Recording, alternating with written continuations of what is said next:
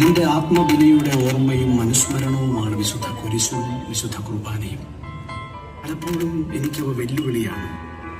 കുർബാന സ്ഥാപന വാക്യത്തിനൊടുവിൽ പുരോഹിതന്റെ അധരങ്ങളിലൂടെ നീ എന്നും പറയും, ഇത് നിങ്ങൾ എൻ്റെ നാമത്തിൽ ഒന്നിച്ചു കൂടുമ്പോൾ എൻ്റെ ഓർമ്മയ്ക്കായി ചെയ്യുവിൻ. പലപ്പോഴും അവർ നന്മയും സഹജഭാവവും വെടിഞ്ഞ് നിന്നെയും മറന്ന് നിന്റെ അത്താഴമേശ അണയുമ്പോൾ നിന്റെ കുരിശിലേക്ക് നോക്കുമ്പോൾ കുർബാന എനിക്ക് വെല്ലുവിളിയാകുന്ന ഈശോയെ,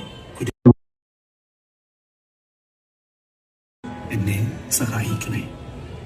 കുരിശിന്റെ മാറിൽ വെയിലേറ്റെനിക്കാൻ തണലേകുന്നാഥനെ പിരിയുകില്ല. കുരിശിന്റെ മാറിൽ വെയിലേറ്റെനിക്കാൻ തണലേ